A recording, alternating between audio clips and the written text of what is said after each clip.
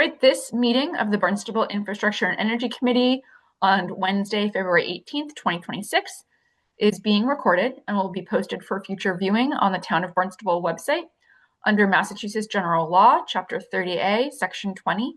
Anyone else desiring to make such a recording or transmission must notify the chair. And seeing no one, I will turn it over to you, Chris. All right, thanks, Kelly. Good to see everyone. And Jane, I feel you because I just told Kelly and I was texting with Ron.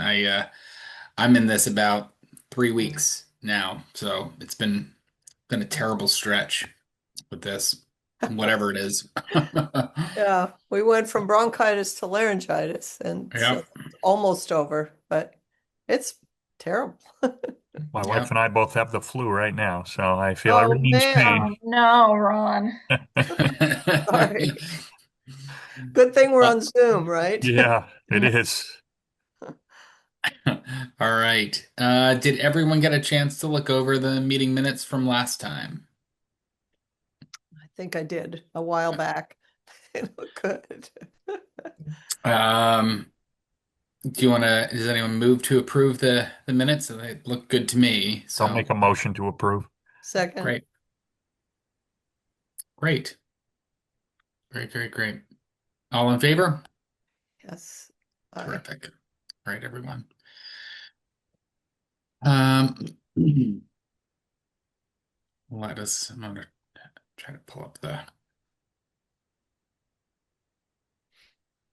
okay. So I know we have Sean on, which would be great. I don't know if Sean, do you want to provide an update to the group on green communities? Would you be up for that? Yeah, I mean, still collecting fuel data for vehicles. Reached out to Cape Light Compact to see what resources are left to help us put together the energy reduction plan. Not a lot, but they're always very, very helpful and game to be creative. So I think we'll get something together. Yeah, that's pretty much where it is right now. and I'm still going to help you. I promise. I just have been so incapacitated, but I'm looking at maybe next week even. Ooh. If you were pointing me towards the solar data. Yeah, the solar data is difficult. I haven't checked in a week or two to see if it's working yet. It went down for a while, our solar data provider from DVEC, so it's kind of useless to even try. It's always been kind of touchy though. So it's kind of it definitely inspired me to recommend that we have measuring devices more in our control if we ever install new solar, but that's like a future problem. Well, whatever you think I can help with, if you can point me towards it, I think I have at least half a day next week. Nice. I'll be in touch with you about that. Excellent. This is Barry Scheingold. Joining. I found a place in my son's house that the wireless is working. Are you in Long Island, Barry? Where are Uh, you? no, Upstate. we're in Ardsley, which is Oh, Westchester County. Yeah. oh, okay. All right. That's Welcome. great, Perry. See you. Awesome.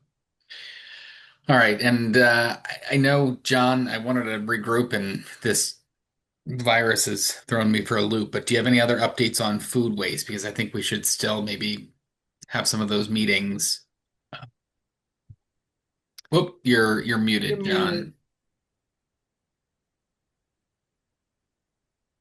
There we go. Okay. There you go. Yes. So, I mean, the next step is to set up a meeting with Tracy Regazio and Dan Santos to talk to them about what we might present at about what we can do as far as the public awareness campaign and other things to increase food waste collection at the transfer station, and also sort of get their involvement in the workshop that we'd like to set up for the town council. Kelly, I know you sound like you're having a really tough time. Would it be helpful for me to take the lead in setting that up? So I actually do have a slight update. I Mhm. did, because I was working all last week, even though I was remotely, and I did circle back. Dan was also out sick for a number of days, but he's back in the Mhm. office as well. So now I'm just waiting for a couple of dates and times that both he and Tracy are available. So our executive assistant Michelle's supposed to give me that tomorrow, so I'll be able to circulate those. And I told Sean I'd include him in that email exchange. Terrific. Terrific. So hopefully we'll have something set within the next day or so. Good. And so that's really, to me, that's sort of the centerpiece of our workshop for the town council. That there's a real opportunity here, where with really limited resource investment, we can make a real difference. One other just quick update on composting before I forget. I did receive today the feasibility study for the composting project at the Joint Base that we've been trying to get Ooh. for some time now. So I was very happy to get that. I haven't read it yet, but I will, and we may have some follow-up questions for the county commissioners. They have their meeting, their sort of Barnstable update meeting is I think maybe coming up soon. Is it the 25th of February? If I can, I might attend that, and maybe this will come up. Anyways, but back to sort of our Barnstable specific projects. The other potential areas to focus on for food waste are schools, and I think Sean, you had something very interesting that you circulated in that regard earlier today. And then the other tough issue is commercial food waste. There's a real opportunity there, but it's a bit of a tough it's a tough issue, and it's made tougher by our lack of a local facility to accept the compost at a reasonable price.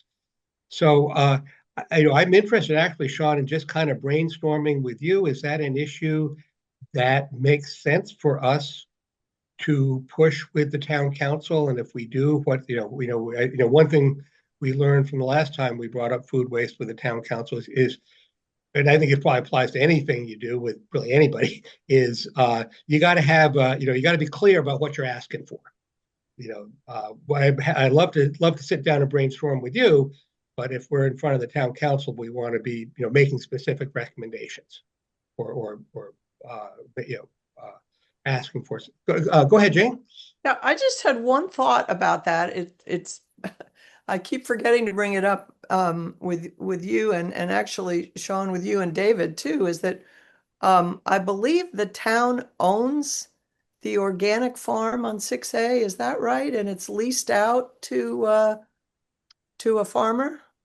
It it Not has been it has been used in the past as a place where some incarcerated individuals could do some work, whatever it was, supervised work. I believe it's town property. And if it is, that's a pretty good chunk of acres. I think it's something like 10 acres. Um, it's, it is Route 6A. So having a huge number of trucks hauling compostable stuff there wouldn't be good, but it might be a place that, say, if we were facilitators to a group like Black Earth, and if we could get a pilot program, if we could facilitate them starting a pilot program and could give them a location. I think one of the hurdles in some of the discussions in the past is, where is the space? Where is a convenient space for composting, to food waste composting, to occur in the town of Barnstable? That's just one property that occurred to me. You or David may know more, but it seems like if we could provide Black Earth with that and somehow give them a boost on publicity, that we maybe could somehow figure out how to incentivize some of the commercial establishments to be early adopters, or to be part of a pilot program or something like that. I think once we could get this going, it might really take a hold. And I think getting it going in the schools is something that seems really attractive to me, because oftentimes if you get one or two faculty members who are enthusiastic and they get the kids excited, the kids will bring the enthusiasm home to their families. And that seems to be the way things have worked in Falmouth. And they're into their second year, I think, now of trying to compost all food waste in their schools. So Jane, I think it's a fantastic idea to start laying the groundwork for establishing a composting facility in town, and I think that is the. Oops, I've got to. I just got the notice that I got to plug my computer in. Do you want to maybe do something? It's going to take me a couple of minutes, maybe have a cord pretty close. Yeah, Jane, do you have any updates on air quality monitoring? Well, I really haven't been too aggressive on connecting. I'm still Same. very interested in actually getting in touch with the indoor air quality. I don't know if they call themselves a section. They're part of the Brown Pandemic Center at the School of Public Health. And there really has been a huge leap forward, I would say, since August in promoting indoor air quality as a universal human right. There was actually an adoption at a September meeting in New York City of indoor air quality as a basic human right, and the signatories were like 200 different organizations, some of them engineers, some of them architects, some of them public health related groups, but and different parts of the world and different regions within countries have different issues. I mean, some 2 billion people have problems with cooking stove causing their problems. But in our country, ironically, it's oftentimes the energy efficient buildings that are built too tight. And so this whole thing really emphasizes the need for ventilation in the energy efficient buildings. And one thing the Brown Group has done is they have built a sort of a how-to packet or protocol, I guess is the better word, for states, how states can facilitate the improvement of indoor air quality in their states. And I have yet to have gone through it, but I'm very interested to meet one of the women who is seems to be the lead there, and wanted to ask her advice specifically for a working group that I'm on with Chris Mazzola, who was our HERS rater, who spoke with us advocating for green communities. He's pulled together a study group of about 8 or 10 individuals, a few other HERS raters, some are from industry, and we're trying to do a review of 100 buildings in Massachusetts that are using indoor air monitors to basically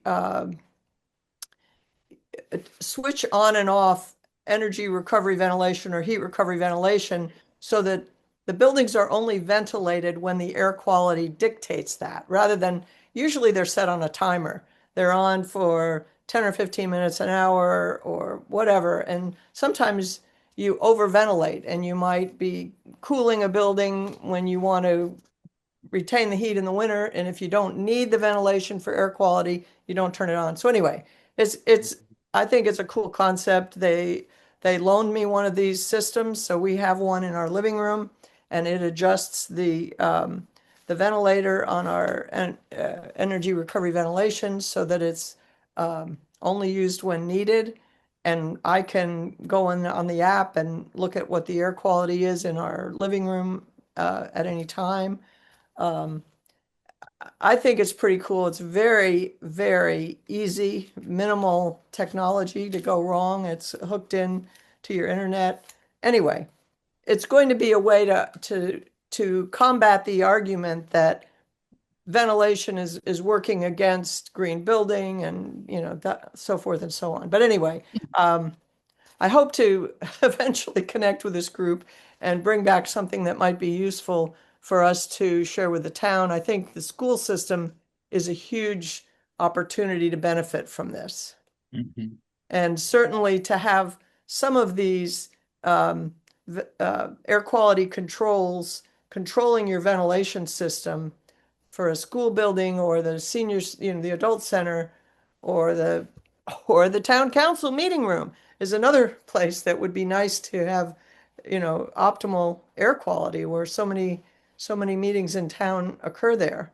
So Mhm. anyway, I have some dreams, but I haven't really made the connections to make them happen yet. But it is becoming a more and more recognized important issue in public health, as well as in building design and energy efficiency. So that's that was exciting to me.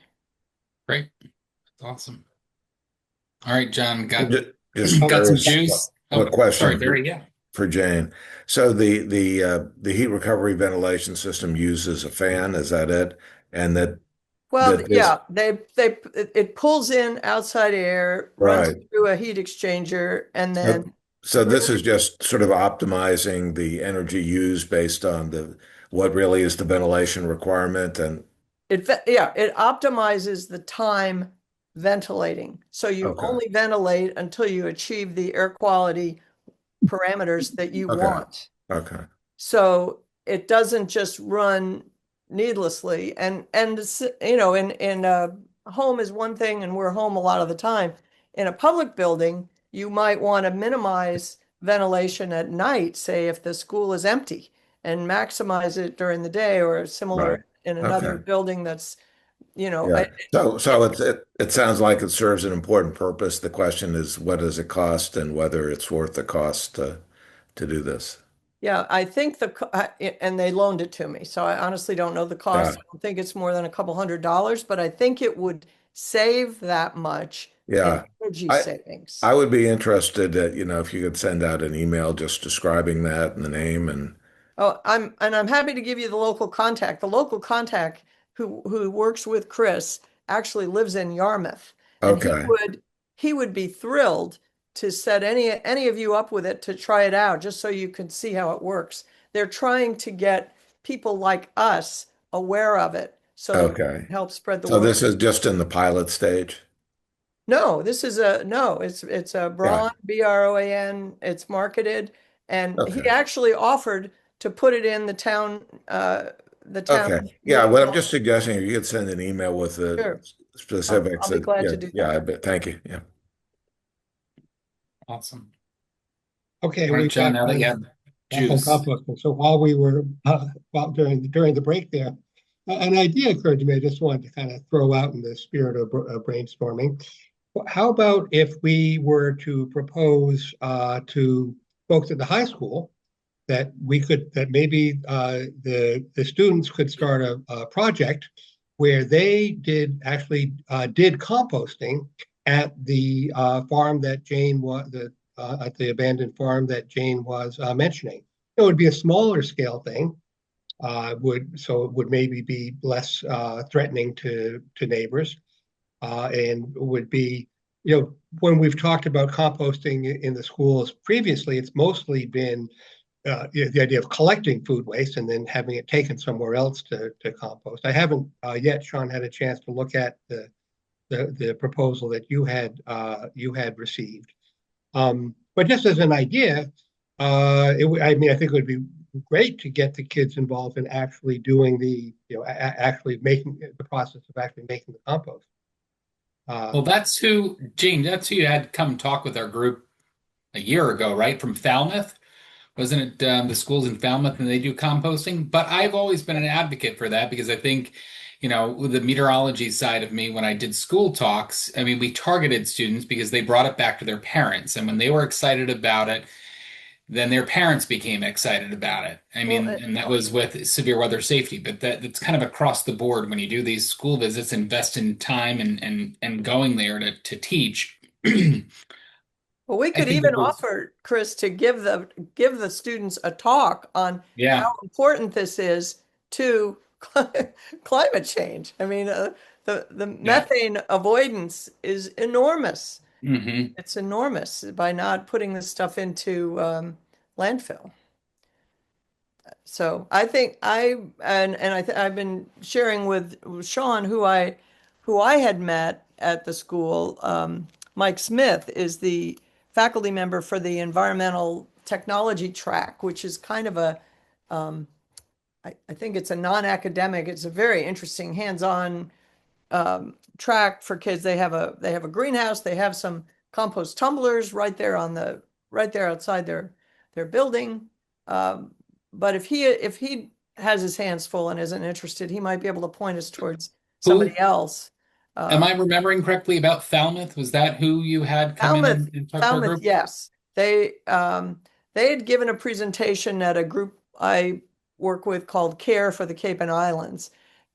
Falmouth school system, and I believe the faculty member is now in the administration. She was an elementary level faculty member, but she is very enthusiastic, as are others in the administration, principals and so forth. And they have they collect material, and they've got quite a system in their cafeterias. They got the students involved in that.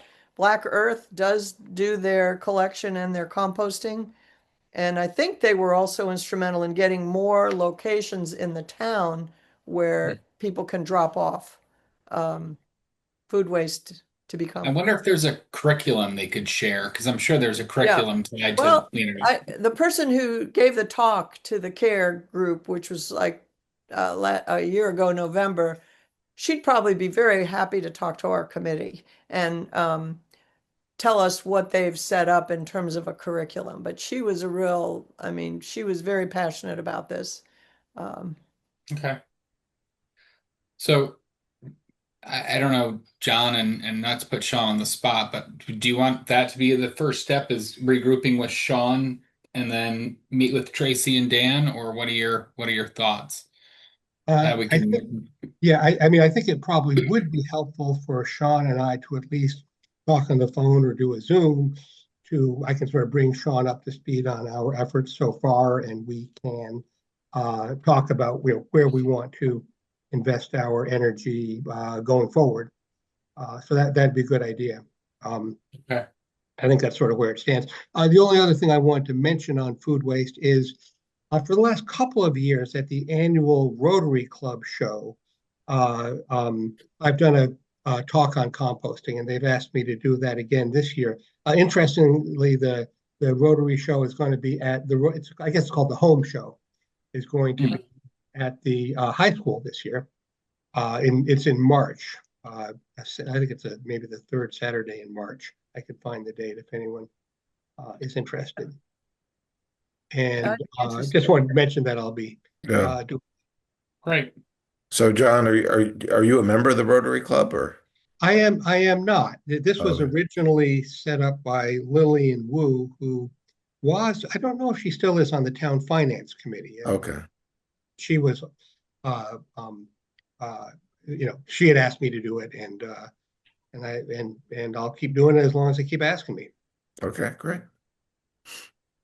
Great. All right. So then if you can regroup with Sean, I'm happy to be on that call too if you want me to be, and then you guys can plan the next steps with Tracy and Dan then, Do you want me to and see where we invite can the go. the Falmouth school person to present to our committee, or are you interested in that? Or I mean, I think I have her presentation. I'm pretty sure I have her slides. I don't know if I have a recording that goes with them, but I could check on that.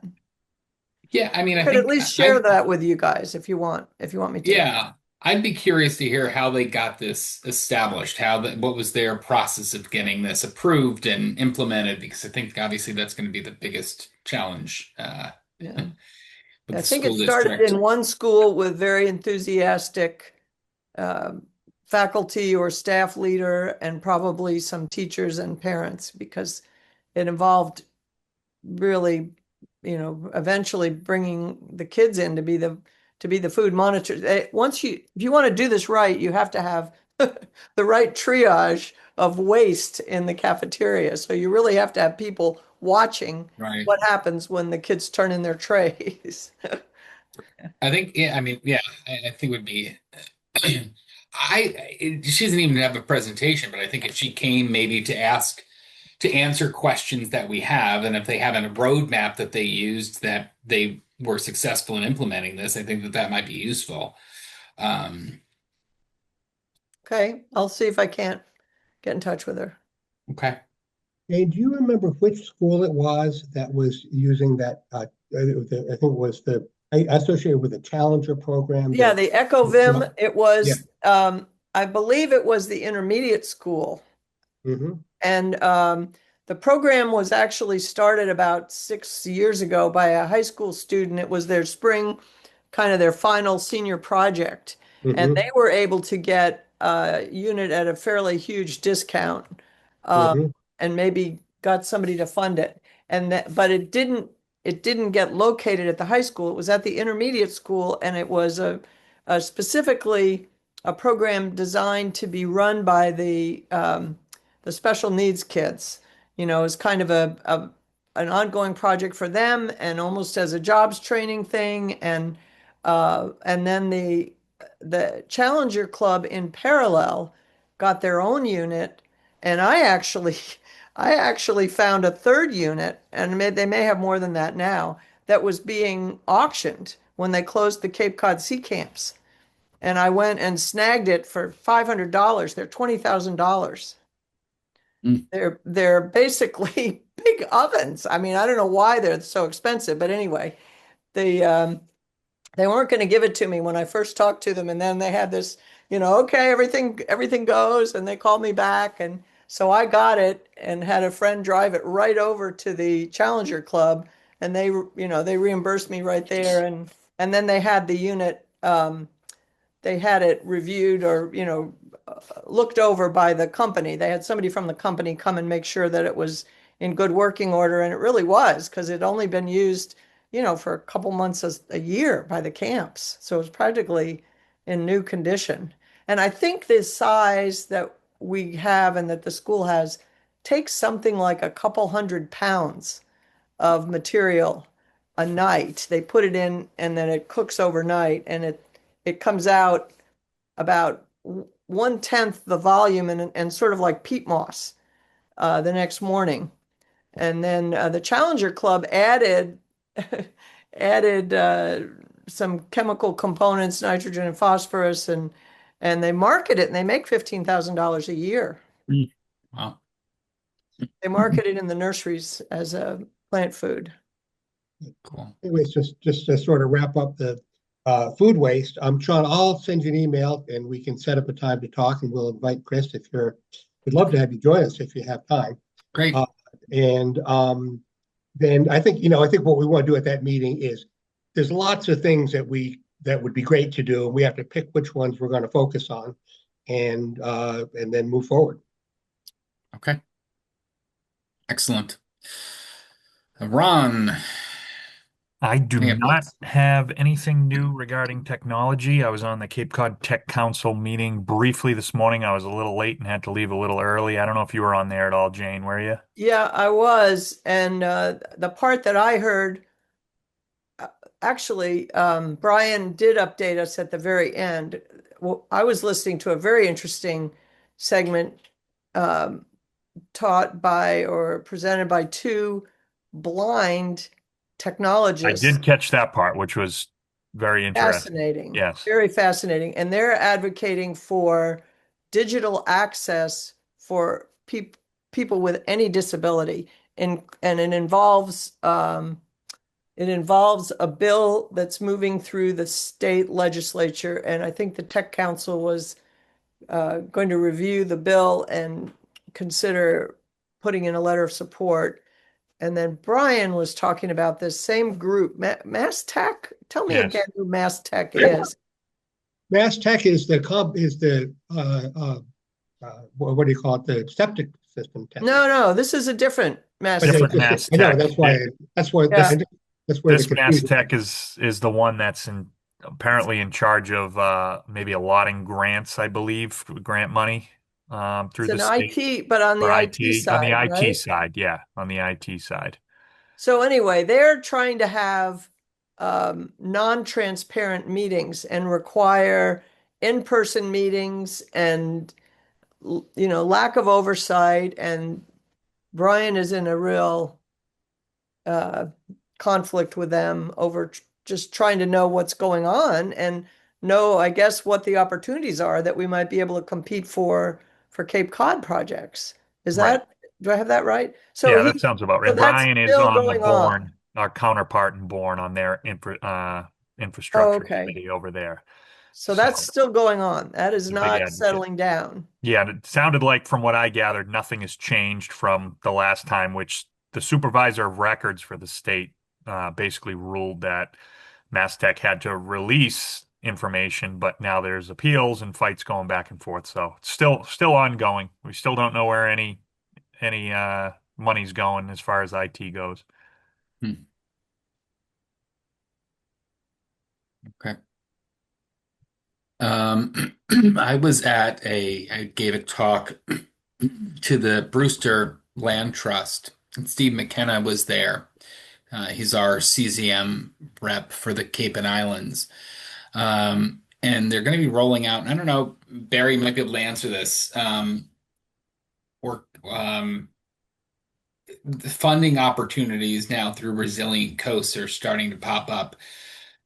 I think it's too short of a window to get anything ready, but do you know how the town approaches those? They're basically doing an all call for all of the 15 resilient zones through the program to come up with proposals for funding.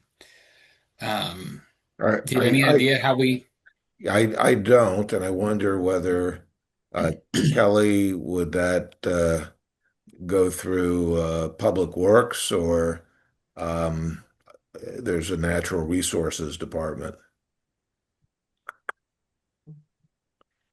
Well, it could also be, I mean, in my mind, it could be related to the CWMP to reducing nutrients that So are they do have Yeah, CZM runs their own grants for towns to deal with that as well. That's a different okay. pot of money, but I think I wasn't even aware that CZM funded some of those projects. In which case, I don't know. Have we looked into that? Because I think that that would be a valuable. yeah, I'm not familiar with it. And Okay. maybe Kelly, if Yeah, I was going to say, actually, I'm trying to search my email. I think that there is a new program or something that maybe not new program, but something that we became aware of through CZM that Amber Unruh, who handles a lot of our work with CZM through the okay. ponds and lakes and embayment monitoring side of things, she was looking to see if there were some CWMP projects that may qualify. Mm, So I'm trying to see if I can find the email where they were discussing it because this did just come up recently. cool. Now, is she on maternity leave now or She is not yet. okay? She'll be in the office through this week, and then I believe she'll be working from home until she has the baby. She did have her first quite a few weeks early, so it really could be any day now if she follows that same sort of trajectory, but she isn't actually due until early March. So we could have her for another day or two, or we can have her for a couple more weeks. Yeah, I know how that works. Yes. Yeah. So Kelly, does she do just those water quality CZM projects, or does she also oversee or work with them on the coastal resilience projects She as also well? does that. So she is She actually does. the project manager for DPW on the Sandy Neck project. Oh, And then okay. Nina Coleman is really running like the day-to-day construction, but Yeah. Amber is running that. And then she's also running, I don't think we have a CZM for it, but she's running currently have a project on Hawes Ave for a culvert improvements there as well that she's managing. And then Hmm. she'll likely be assisting with the Commerce Road project because we are intending to probably pursue some grants through CZM because that will also be a coastal resiliency project. That one's probably another year or so out before we really look at some of the permitting. But Councillor Starr's not on the call, but he's very familiar because that's in his precinct. But that includes raising the elevation of Commerce Road and also doing some culvert work as well there to help with emergency access from due to flooding Okay. in the area. So yeah, with regard to Amber, the question really is not what she does. The question is more what she doesn't do. I know, right? Yeah, she wears many hats. Yeah. Yeah, just I don't know whether this has been said, but uh, I will be replacing Gordon as the town council liaison to this committee. Um, so that's the plan going forward. Yeah. Great. Glad to have you. Yeah. I Um, Just when you thought you were getting out. but Yeah, the new folks are same as the old folks. Yeah. so speaking of that, so Barrett gave me one name, her Bryce, who I tried to reach out to unsuccessfully a couple of times to see if he'd be interested in joining the committee. Never heard back from my two emails. But I did like, Ron's list of ideas and who else to tap. Um, You know, Barrett, yeah, I got another name, Franklin Haskell, who was I don't know him, but I think he was suggested by Sigel Douglas. didn't, So didn't you find he was a veteran of the Revolution or the Civil War or Civil something? War, Civil War. well, apparently he played a key role in the Union winning the Battle of Right. Gettysburg. Oh, His good. namesake, he's not that old. Well, if he Um, were the same person, it might be pretty magical. So it Yeah, might be yeah, worth yeah. recruiting. So this is the problem. What happens when you Google people that you don't know? um, Oh, that was good. I've lost track of the final format of our letter that we were going to.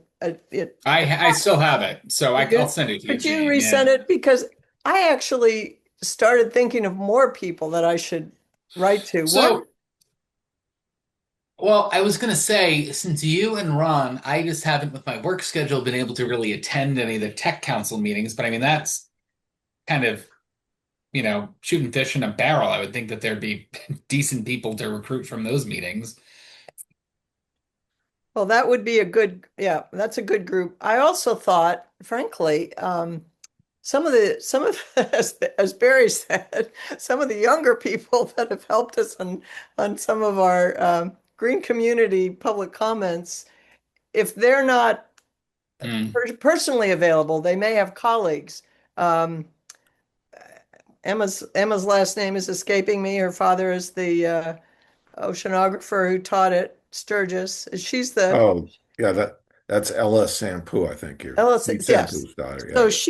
she is actually, I believe, teaching in maybe a same thing her father had taught, the advanced biology at Sturgis, but she's also on the executive committee of the Sierra Club, Cape Cod Sierra Club, and if she's not interested, she may know of other people.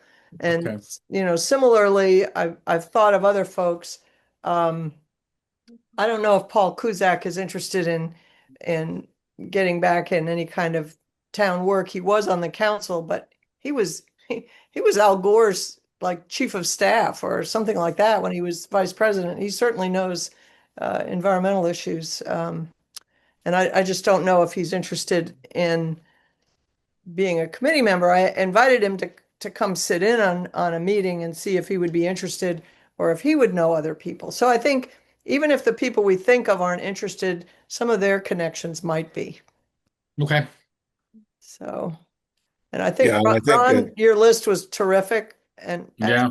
Thank you. and Just jot yeah, down ideas over the past month, and that's what I well, came it's up with. it's good to do that, I yeah. think. One thought that I had too, and I don't remember, Jane, if you've participated in this or not, but the embayment monitoring program.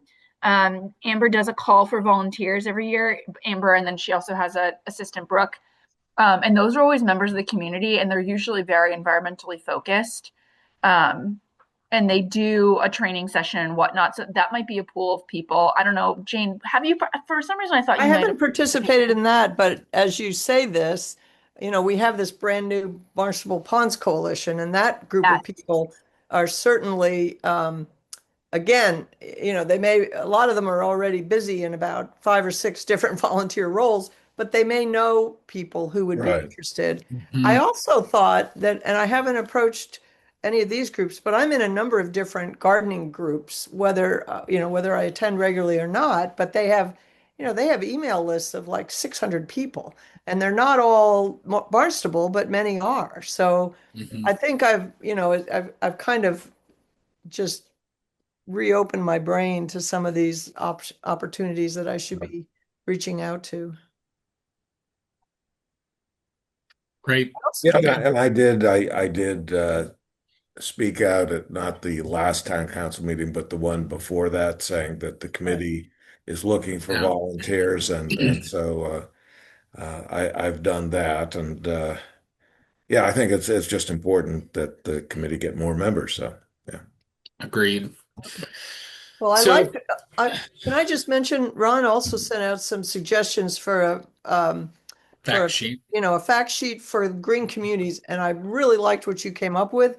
I Yeah. also wanted to kind of cross-reference that with a list that I didn't do before this meeting, but I think it would be very useful to answer in our frequently asked questions some of the um, arguments that were made against the green community program when it was voted on and when there were public comments, and also actually go to some of the counselors and ask them, what was it about the green communities that caused you to vote against it? Because I think some of the votes were frankly misinformed or partially misinformed. And I think if we answered those questions, like the whole thing, for example, about the historical buildings, there were quite a few public comments made by the no side of the argument saying, oh, we'll lose our, historical nature. Well, in general, if a building is officially historical, it's not required to be part of the stretch code. It's not required to meet that. And on the other hand, affordable housing is required. New affordable housing is automatically yeah. required.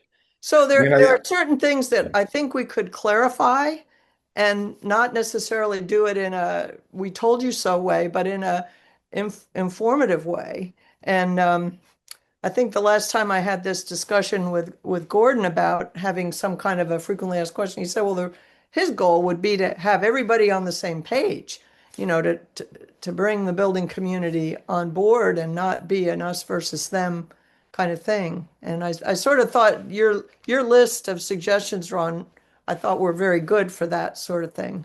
Thank you. I'm wondering, can that go on the website?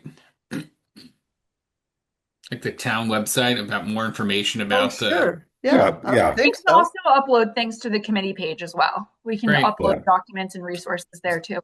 Great. So, I can say, and I'm not going to name names, but I was told that at least one of the town councilors that voted against it the initial vote because of lack of notice. Now, what originally the original proposal just had a few months, and what was ultimately agreed to was basically a year. Um, and I think there were some. I can't get into people's minds, but I know that some things were said at the meeting that were, if either inaccurate or kind of implied that the reach of the regulations went further than what they actually do. So, Yes. yeah, Yeah. So I but think if we clarified that, that would be useful. And I frankly, in hindsight, I think that some of the comments made about the HERS raters were frankly despicable. They were really insulting. Like this is some kind of a flyby group that learn, get 2 hours of training. These people are building scientists, as I've met and worked with them further.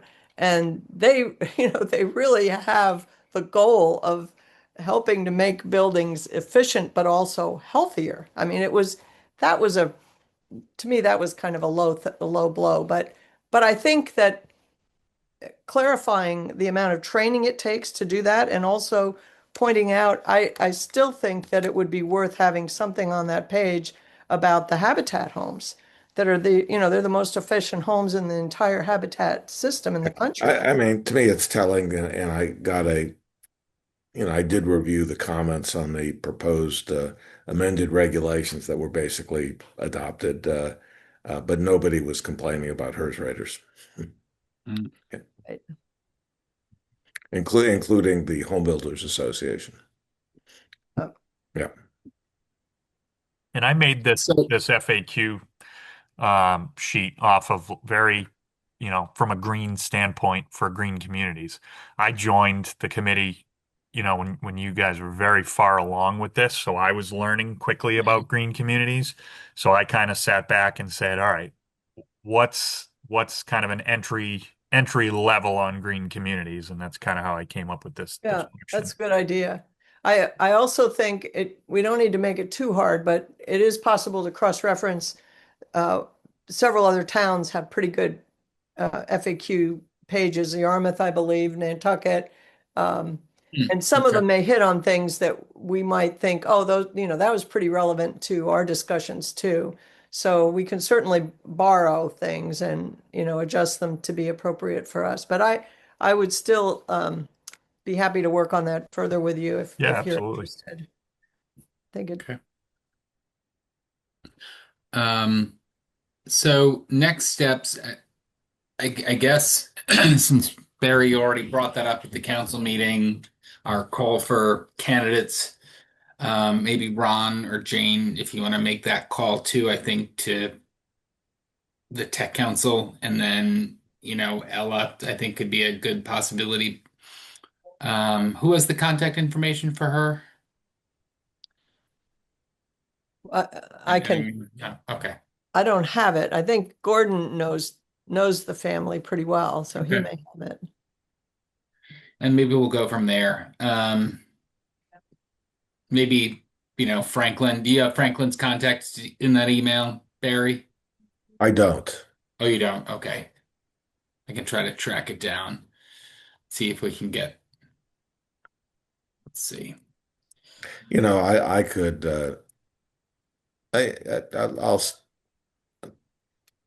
I'll send an email out to the person who suggested him. So I'm sure he Okay. has his contact information. Okay. I have a question for Sean too. We were concerned, I don't remember if it was our last meeting or the one before, about were you getting pushback with the proposal you have for solar for the youth center? Is that still going forward or has that been shut down? Or how are you doing with your other solar PV proposals for town? We have a letter of intent signed for the HYCC and we're exploring it. It's a little later to the party than I would have liked, so I think it's probably worth less than it was when I proposed it last summer, but it'll still be something. The school is going to get a crack at theirs. I think I'm speaking before the committee in March. And so there's a few projects there that should over the high school and the roof of Barnstable United maybe. So I'm relatively confident that they'll approve those. The risk is relatively low. The benefits is less than it was, but it's still a good climate choice and it's still a good financial choice. I was hoping to pair the Barnstable United solar project with the electrification project that we had going there, but I just heard today that was scuttled, so I'm a little sad about that. But I'm sure what it's going to do. That was scuttled by the place you were applying for a grant, or? No, we won the grant, but they decided that the finance decided that it was too expensive. So I have an embarrassing phone call to do tomorrow where I tell the granting agency that we're not going to do it. Ah, Oh, sorry. So that's- Yeah. this It'll is be nice the it'll be middle nice and school. humiliating for me. I So get it. Sean, this is the middle school that you're talking about. The electrification project that's for the Barnstable United Elementary School. Oh, okay, got it. Okay. Like- The solar would be for the high school parking lot, maybe the middle school parking lot, and the Barnstable United roof. Okay. And the HYCC, where Would be that stands, you get the letter of intent and then the developer comes back with the specifics, or how does that Yeah, they'll come back with the specifics. They'll come back with a more detailed design and what the PPA rate will actually be. Right. Um, yeah, so we'll see what the it'll be some benefit. Right. They will collect the tax credit, and the burden for that will be on them. And what's the time frame for them getting back? Make that will if they want to capture the tax credit, then they're going to have to either begin some sort of construction by July. It doesn't have to be like enormous. It can be just like some initial groundbreaking, or finish the project by the end of 2027. Okay. So It's pretty tight. yeah, so they're gonna have to get back to you pretty soon Yeah, and as then the there'll be a town public has to. right because there'll be a public outreach component, and that may sink in as well because people might not like seeing the best spots for the canopies are kind of in front of the building, off to the side. Okay. People might have big feelings about that. So But Yeah. I'm always surprised yeah. that, solar panels are an aesthetic issue, but yeah. Do you need any kind of, or if you think you would benefit from any kind of letter of support from us, sort of a public comment letter of support from the IEC? We had drafted one a month or so ago. Um, just saying that it's such an incredibly good investment, both financially and energy savings and climate savings and all of that. Um, I, I, I'm very fired up about solar because we just added another 5.5 kilowatts last week on our north roof, which we initially fantastic. discounted, but it's almost a flat roof. So anyway, I just can't, it's the best investment we've ever made. So I find it hard and disappointing to understand when it's turned down for things like aesthetics or whatever. Yeah, it seems to be a mixture of aesthetics. Yeah, I think that's probably mostly it. And there was concerns about the timeline, but It's that also was kind of that's forced on us by the feds. So it's also to some extent it's a public safety thing because if it's a canopy in a parking lot, it's much safer for the people parking under it than to be on an, be exposed to ice or hailstorms or whatever, I mean, yeah, and it reduces the emissions from cars during the summer because they don't have to crank their AC quite as yeah. aggressively to like get over that curve. So there's lots of side benefits. There's just I think a big emotional barrier since we don't have a lot of canopies in Barnstable. Like a lot of our neighboring towns are really jumping on these credits. We're kind of, I think, behind the curve in that regard. So I'm going to try to land that plane, uh, Thank but you. there's a lot of places where it could die. One thing I'm kind of wondering, and this is maybe I don't know if it's maybe a hard question to answer, but who's making these decisions? I mean, and should it be the town council that's making the decisions? Don't know. It's above my pay grade. Yeah, so I have had conversations with the town manager and the town attorney on this. So, um, I don't know whether ultimately this would need to get the blessing of the town council. Um, but usually it has to go through the process. And I would say a project that is going to save money that doesn't require an upfront capital investment uh, is would be viewed favorably. So Especially we'll if we're find out. in a Yeah, find climate out. emergency. Yeah, find out. Yeah, I mean, to be honest with you, I think yeah, that's important to some people more than others.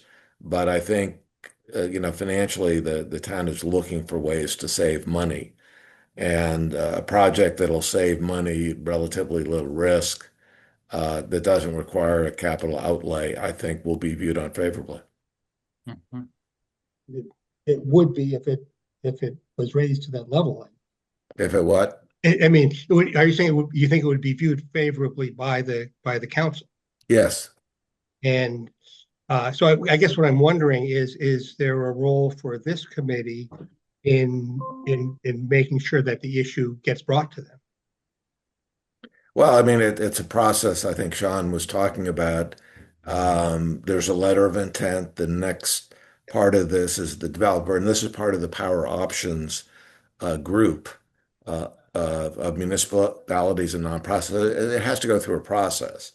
And the next important part of the process is for the developer, after they've done their review, to come up with a specific design timeline and importantly the price for the power under the power purchase agreement. And that's going to be compared with what the town is paying for power and what they're projected to pay for power in the future. And so Yeah. yeah, I mean, so if something that doesn't require a capital outlay, which this doesn't, and it's really if the power purchase agreement price particularly is lower than it is now, and then what it's forecast to be, then that'll be looked at as being a cost savings, which I think will be looked at favorably. Yeah, we pay like 24 cents per kilowatt hour roughly on average in the town right now. When I was first looking at that, we were looking at like a canopy price PPA of like 10 cents, but I don't think we're going to get that anymore. So So That's very. I mean, I understand that if it isn't financially favorable, it can be a tough sell. I guess what I was wondering about, and I feel I don't understand this well enough. So if I'm not making any sense, sure. I'm happy to move on. But it sounded like there was some risk of the project not moving forward because of aesthetic concerns, and if that's the case, then that's what I sort of am Right. groping around for a way to try to address. I agree with you, John. I had that same impression. Well, yeah, so I think, Sean, maybe the aesthetics concerns, that's not coming from the town, I think, but from people in the town once they have this moves far enough along enough that then they have the opportunity to provide input. That's what we're talking about, Sean? Is that? yes, I feel Okay. somewhat constrained in Yeah. a. Well, Okay. All right. let's not press We'll this. let you off the hook. I You know, feel I have I have another I feel I'm location causing to stir enough suggest. trouble. Yeah. I mean, yeah, it depends on how long you want me to stay employed. All right. Sean, I have another, just throw out there another suggestion for a location. I think that the gates or the gatehouses at the transfer station should be under solar canopies because there are these little houses that sit out there. They sure as heck get hot in the summer, and they're under whatever weather is happening. Oh yeah, Nobody should mind, aesthetics out there. I mean, they would just be protective, I would think. totally. Yeah, there's a number of interesting locations. The locations that I ended up pushing were ones where I thought we would get the most, may Sure. not be the most bang for buck, like financially. Like the HYCC is an energy pit. I mean, it's like $500,000 a year in electrical consumption.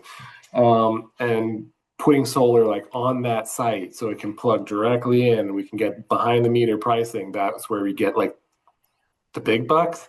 Locating it elsewhere, then you have to maybe do net metering credits, and there's like, can you interconnect there? And there's other complications involved with other sites. Yeah. What about geothermal for the HYCC? I mean, geothermal is having a bit of a moment right now. I'm pretty excited about it, but I haven't officially explored it as a possibility. Yeah. Let me just sort of go back and say the other thing that the developer is looking at is their ability to interconnect, what that will cost, and how long that would take. So that those are the other significant variables. Yeah. So they're relatively confident about the HYCC and the high school.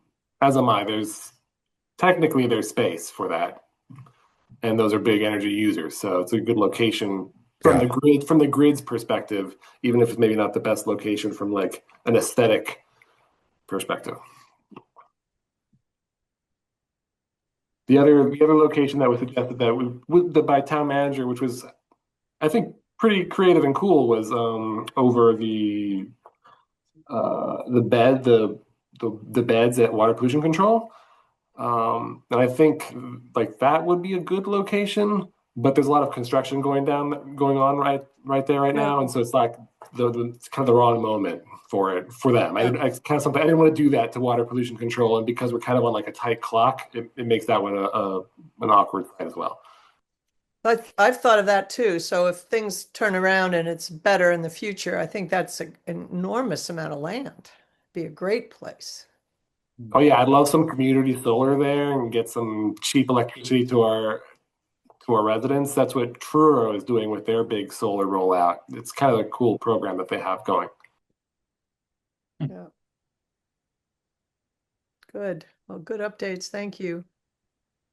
All right, everyone. So for next time, John, if you want to coordinate, and again, I'm happy to join if you want me to. A call with Sean to discuss next steps for food waste. Jane and Ron, if you want to talk tech council, if there's anyone there, I'll try to find connection or contact info for Franklin Haskell. And then, yeah, and Jane, food waste, if you want to invite that, Right. I'll tell contact them her. to contact. Yeah. Yeah, See. excellent. And then, I think that is all of our tasks for next time. The list, the other green communities like FAQ type stuff. If you want to look and see if there's any ideas to, add to Ron's list, I think that would be useful, and then we can get that posted on our committee page and hopefully send people there who have questions about green communities. Excuse me, I was just told that dinner is served, so I'm going to drop off. Yeah, me too. Me too. Okay. Thanks for joining. All right. So Have a good visit. Thank you. Take care, everyone. Bye-bye. Yeah, Barry. Bye, Barry. So, does anyone want to motion to adjourn? I move we adjourn. Go have All dinner. right, dinner time. I Thanks hope for having everybody me. feels better. I hope you Get guys well, feel better. Kelly. Likewise. Thank you. Everybody, Ron and Feel everybody. better, everyone. You Take too. care. Yep. Bye, everyone. Have a Bye-bye. great night, guys.